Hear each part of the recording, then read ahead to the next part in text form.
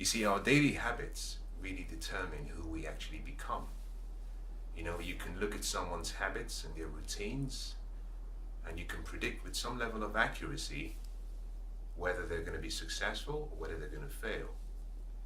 And every day we have the opportunity to live our dreams.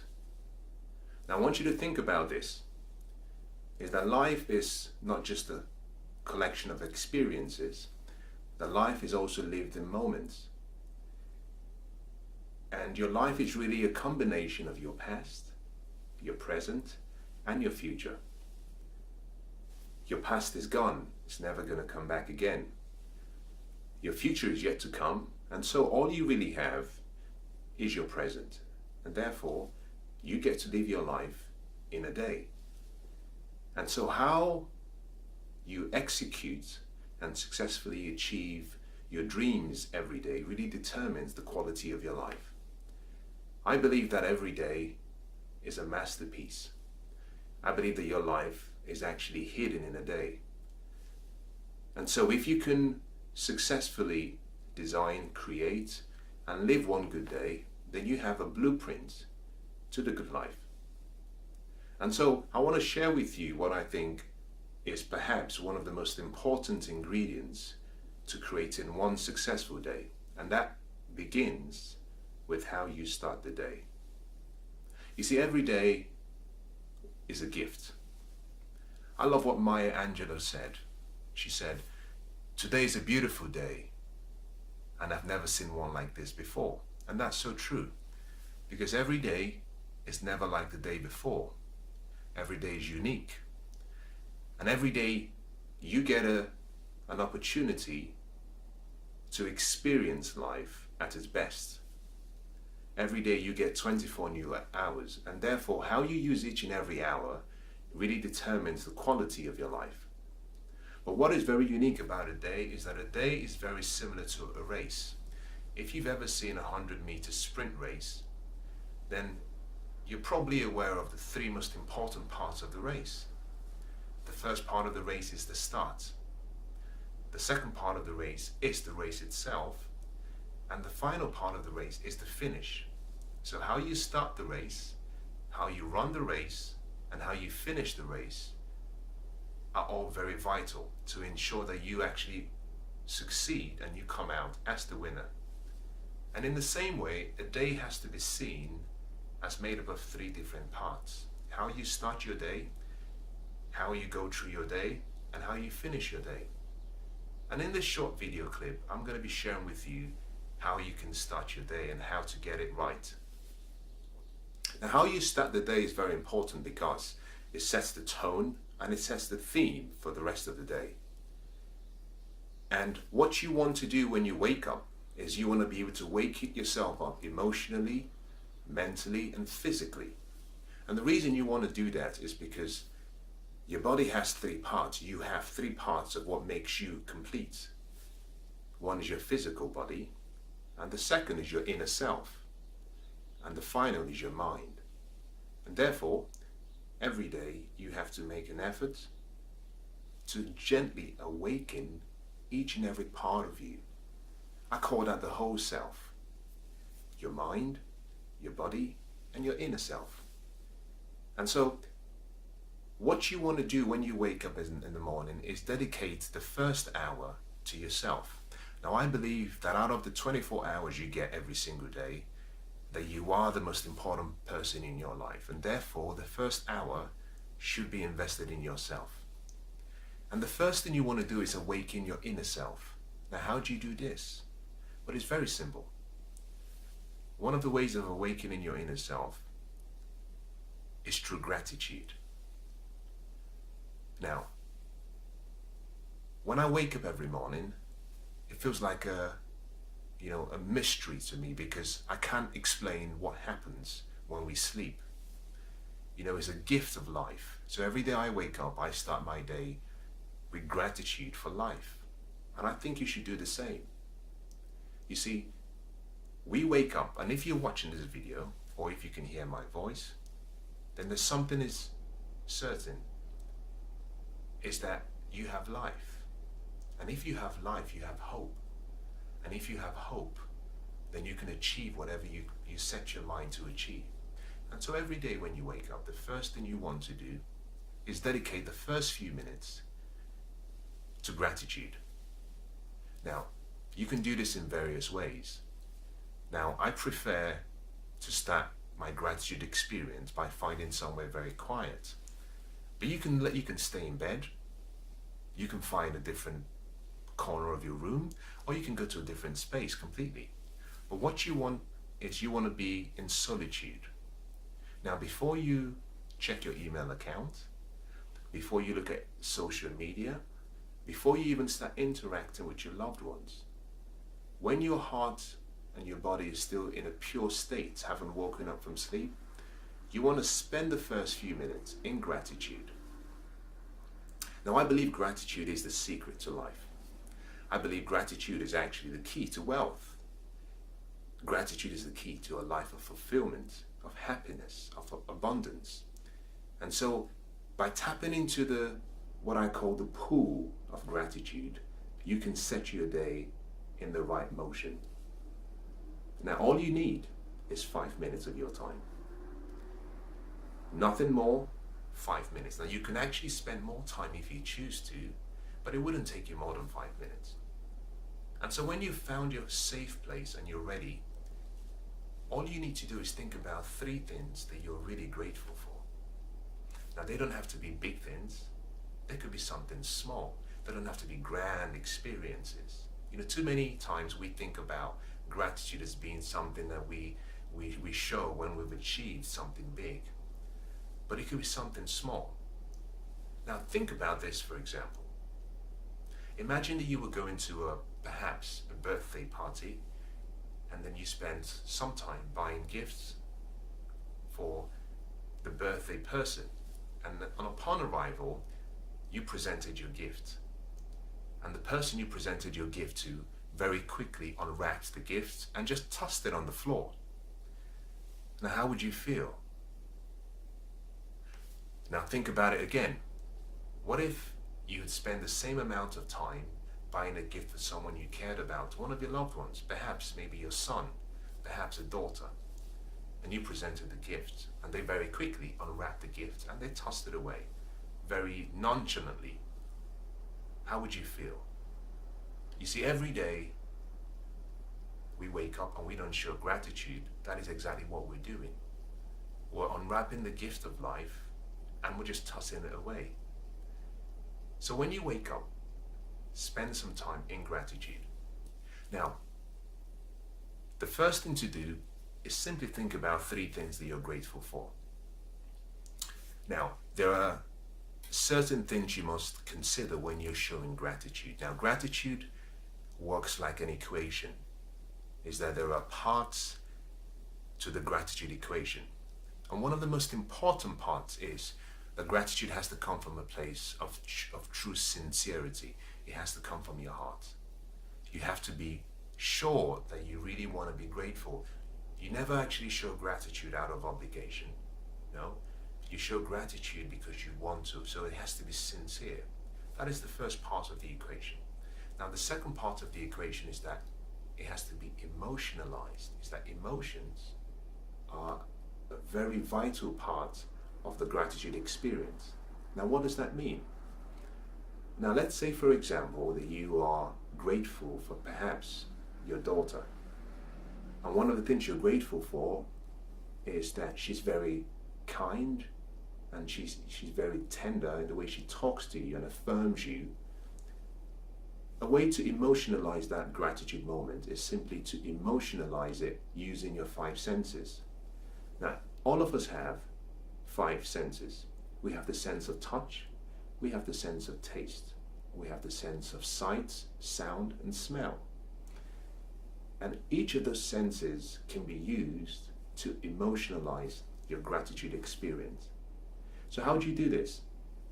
Okay, going back to the example I gave, let's say you're thinking about your daughter and you're grateful for your daughter. Now, one way of doing it could be that you simply see her face. You know, in your mind, you bring a picture of your beautiful daughter's face As soon as you bring in that picture of her face, what you've done is you've activated the sense of sight. Now, another way you can do it is simply that you can say, well, my daughter has a very, very beautiful, soothing voice. And by closing your eyes and just hearing the sound of her voice, what you've done is you've activated the sense of sound. Now, at that moment, you have simply ignited or activated the emotional experience of gratitude.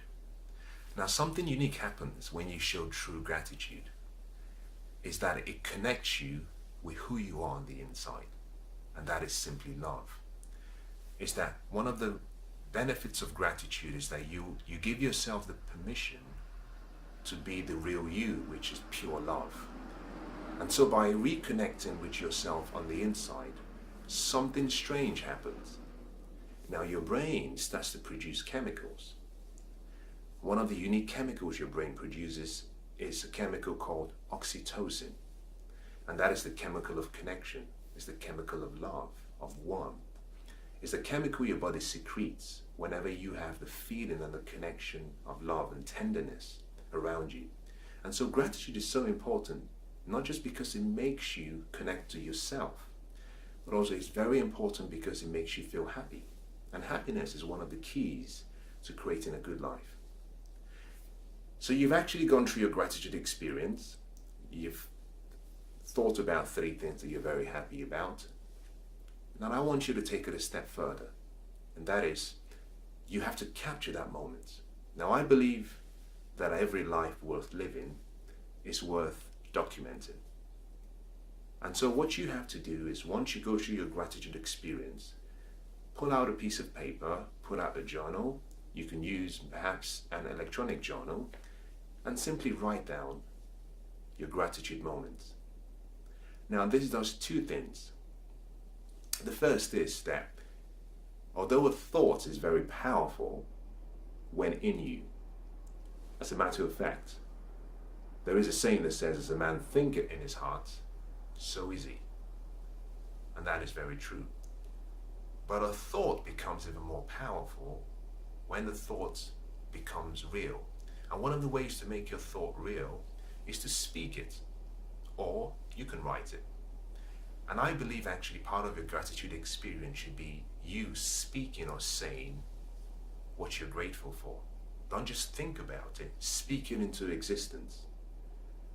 And as you speak it, take some time and write it down. Now once you've captured your gratitude in writing, it does something else. It provides you with a very useful experience at a much later date. Now what do I mean by that?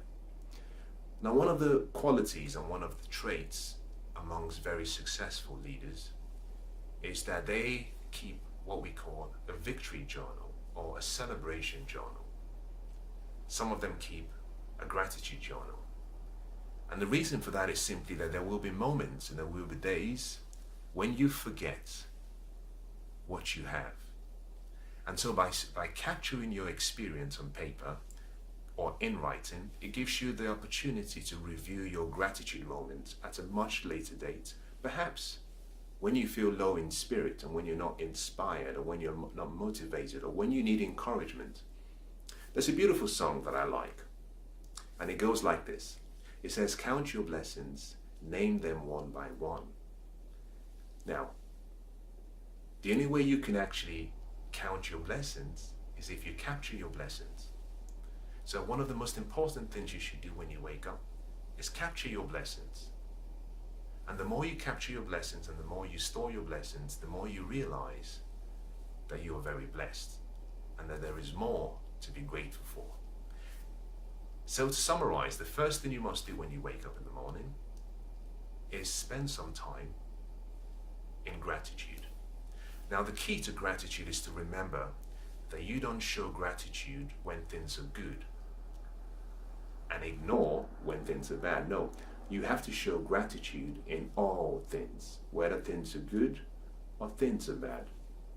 That means that you must start your day in and with gratitude. It takes you 5 minutes. Now, once you've completed that exercise, you've finished the first part of the process of nurturing and slowly awakening your inner self. The next thing you want to do is take some time for meditation. Now, there are various definitions of meditation, and it's not my intention to go into the various techniques or practices because there are so many various types. There's one thing I want to say about meditation, however, and that is that meditation is an art. And that means that you get to choose what meditation means to you and how you get to practice the art of meditation. I believe that there is no right and there is no wrong way to meditate. But remember something, that meditation is not just about sitting quietly. That meditation is any practice that you get involved in, perhaps as an act of prayer, if you believe that there is a deity that you believe in, and that's okay.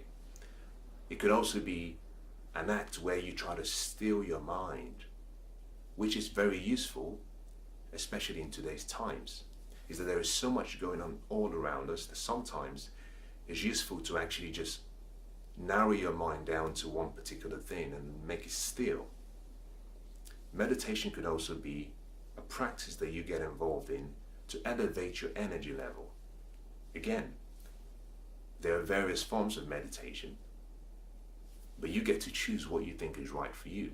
Now, one of the most important things you want to do when you meditate is actually think about the intention you want to have for the day. You see, through meditation, you can set the intention for the entire day. Now, what does that mean? Well, that means simply that you can decide that today is going to be a day of forgiveness. You might decide it's going to be a day of love. You might decide it's going to be a day of peace. But that through meditation, you can slowly choose the theme you want for the day, which means that you're the one in charge of how the day progresses.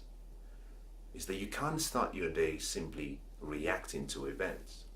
Now, one of the things you must learn to do every day is trade your reaction for responding.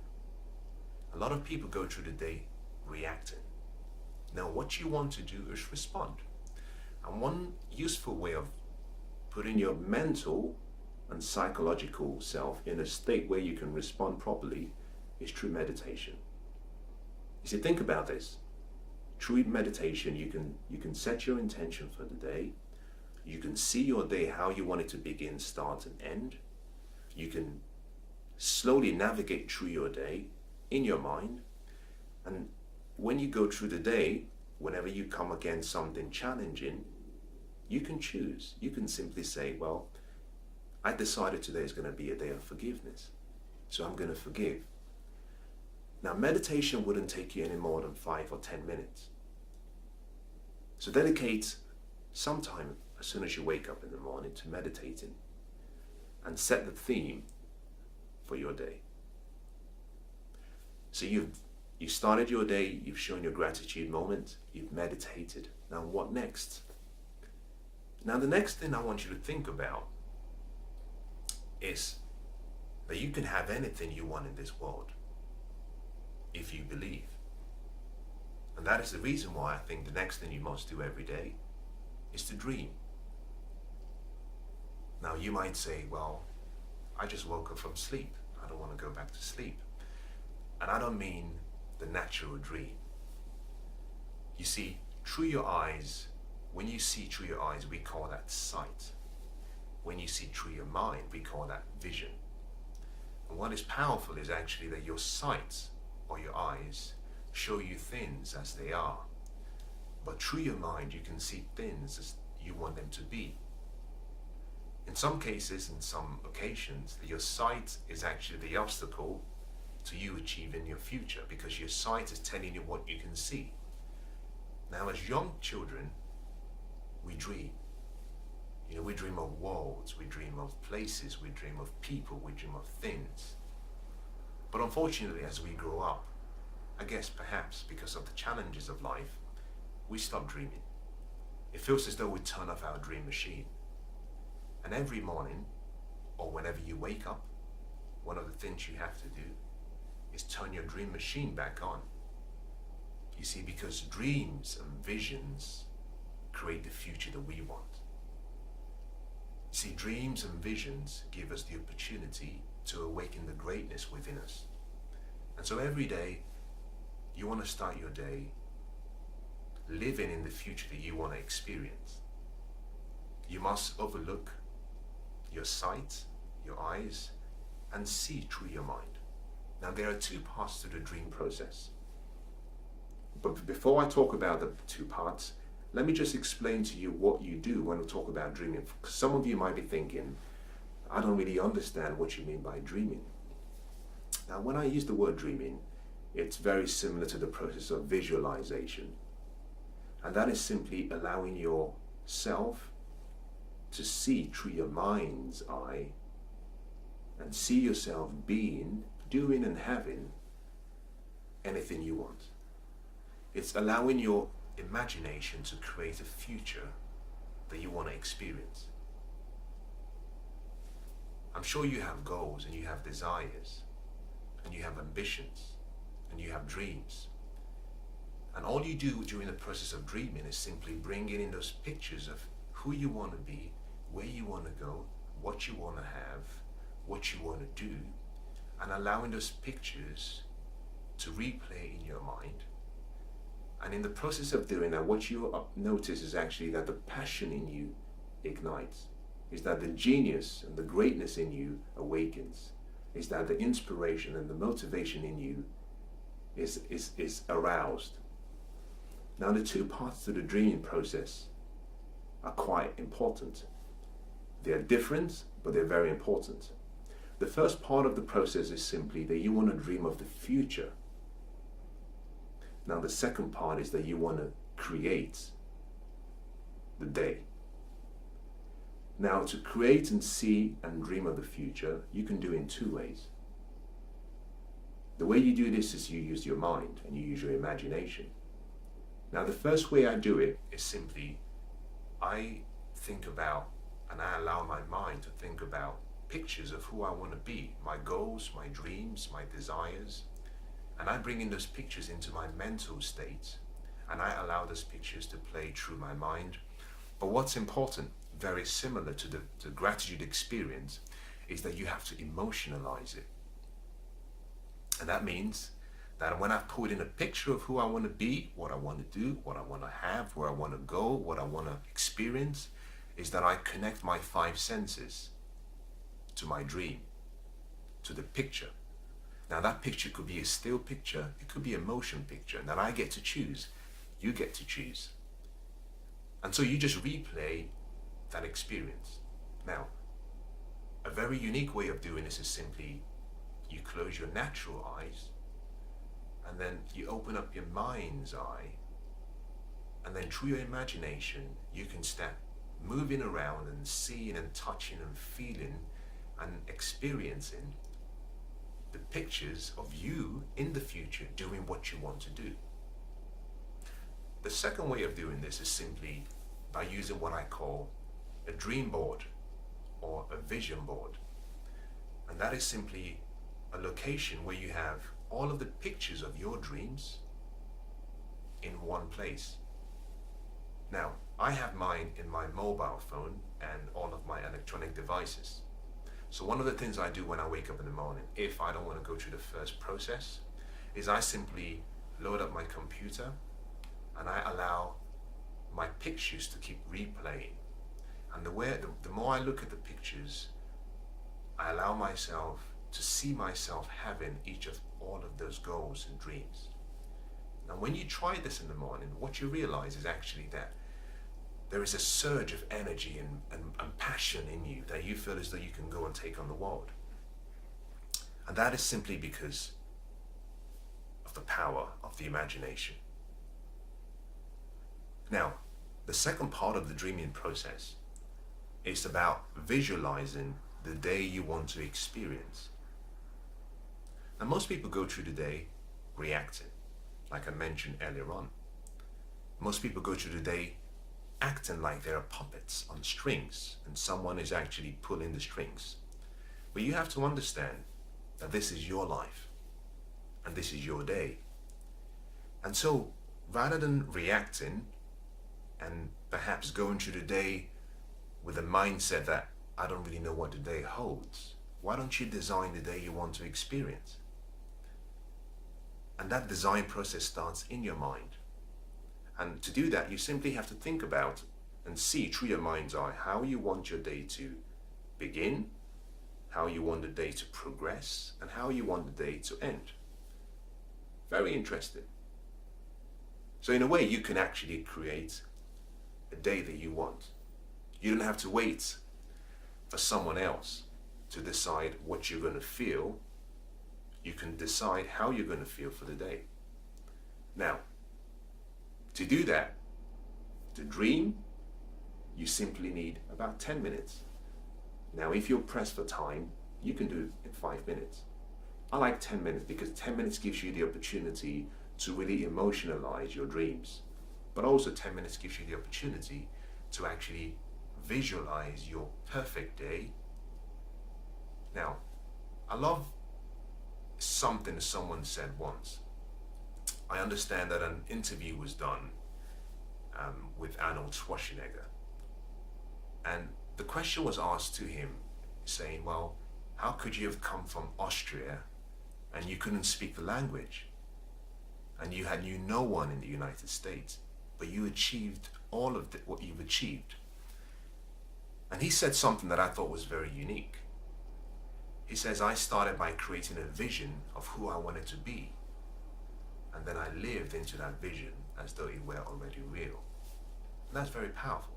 In the same way, you can create a vision of the day you want to experience, and then you can live into that day as though it were already real. Rather than reacting, you simply respond. So you've started your day, you've done your gratitude moment, you've done your meditation, you've done your dreaming session. Now the fourth thing you can do, and I think it's perhaps one of the most important parts of the day, is what I call continuous learning. Is that you have to invest in your mind. Your mind is your greatest asset. And the reason it's your greatest asset is simply because your mind, if you look after it, if you nurture it, will look after you. Now there are two things that you're going to have in this lifetime. One is your mind, and the other is your body. And if you nurture your mind and you nurture your body, like the law of cause and effect, it will nurture you and it will provide for you. So every day you must start your day nurturing your mind. You must renew your mind. And one of the most important reasons why you want to renew your mind is simply because every day you're going to be bombarded with a lot of negative information, sensational information. You're going to get so much fear mongering from the news and the social media. But it's important to understand that your mind creates everything you have. And every day you must stand guard at the door of your mind. And one way of doing this is simply by nurturing and feeding the mind. Now, how do you feed the mind? Well, you feed the mind by reading, by listening to good, positive, inspirational, motivational, educational, uplifting information. Now, this time is not time for entertainment. No, it's time for education. You must feed your mind. Now, mental candy has its place, but now we're talking about mental food. Now, by feeding your mind, it means that when you navigate through the day, that because you've actually fed the mind with so much positive information, that when the negative information comes your way, that you can easily displace it. Now, Warren Buffett made a statement that I thought was very unique and interesting. And he was asked, now he's considered to be perhaps one of the most successful investors of the 21st century. And he was asked, what is the best investment anyone can make? And his statement was very profound. He said, the best investment you can make is to invest in yourself, to invest in your mind. You know, he goes on to say, well, no one can tax it, no one can take it from you, and more importantly, that it could produce a tenfold return back to you. So your mind is your most important asset, and every day when you wake up, take some time before you go rushing out through the day and rushing out and pursuing all of your dreams. Take some time to feed your mind. Now, if you cannot read a normal book, you might want to consider using audiobooks. Now, audiobooks are very powerful, but also very good. You see, when you read, you remember about 10% of what you read. But when you listen to an audiobook, the ratio increases. You retain about 20% of what you hear. And so audiobooks are now what I consider to be perhaps the next best thing to sliced bread. Is that whilst you're brushing your teeth, you can have a book playing in your mind. You can be listening to a book. So every morning, dedicate between 10 minutes and 30 minutes to investing in your mind. I believe it will be one of the best investments you make. Now think about this. In 10 minutes, you can read possibly a chapter in a book. If you were to read a chapter in a book every single day, by the end of the year, you potentially could have read one book. In 10 years, you would have read 12 books. Now, 12 books in a particular area of passion or interest can make you the most knowledgeable person in that area. So remember this, that every investment you make in yourself will compound, and it will produce more than a tenfold return. Now, the final thing you want to consider doing before you step out the day is to consider your body. Now, your body is the only place you've got to live on until you check out. So it's very important that you take care of your body. One of the most important success ingredients for creating a good day and also creating a good life is energy. Have you met people who have a lot of passion, who have desires, who have ambition, who have the intellect, but they don't have the physical support system to support them? You see, your energy level is very important, because if you can combine energy with inspiration and action, there is nothing you cannot do. There is nothing you cannot achieve. And so every morning when you wake up, or every day when you wake up, one of the first things you want to do is you want to boost your energy level. And there are two ways you can do this. The first is through your breath. Now, your breath is so important. Think about this. The first thing that the doctors check when you're born is they check to see whether you're breathing, which means at your birth, obviously when you're in the womb, you're breathing. But when you're brought out of the womb, the first thing they do is check your breath, which means they check to see whether you have the breath of life. You see, life is in your breath. Now, when someone passes away, the first thing they check is to see whether they have a pulse, whether they have breath, because breath signifies life. And one of the important ways of actually boosting your energy level is through your breathing. And you can achieve this by performing what I call deep breathing exercises. It sounds complicated, but it's very simple. All you have to do is get yourself in a state or in a position or in a place where you feel comfortable. And what you want to do is apply what I call the 1-3-2 breathing technique. The 1-3-2 breathing technique simply means that you inhale for 1 count, you hold your breath for 3 counts, and then you exhale for 2 counts. To make it more practical, let's say you decide, I'm going to inhale for 5 seconds. It means you have to hold your breath and hold the air and the oxygen for 15 seconds. And then you exhale for 10 seconds. Now, each part of the 1-3-2 formula has a unique purpose. The inhalation part of it is to allow your body to fill up the lungs, to take in as much oxygen as you can. The second part, which is the holding part, is to allow all of the oxygen you sucked into your lungs, into your body, to oxygenate your cells.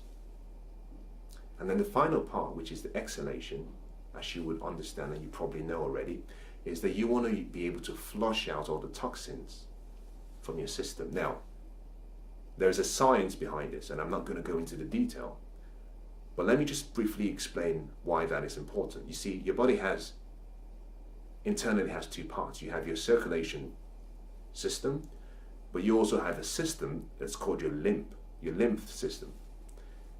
Your body circulates blood through your body, but as it circulates blood through your body, unfortunately your body produces waste, toxins. And the only way you can actually flush out the toxins is through your lymph. Your lymph is the system that flushes out the toxins out of your body. And one of the ways of actually doing that is through your breathing. Now, I'm sure if you're listening to this, you might be saying, I can't believe he's trying to tell me how to breathe. Most people say, I know how to breathe. And I understand. But I want you to try this. You've got nothing to lose.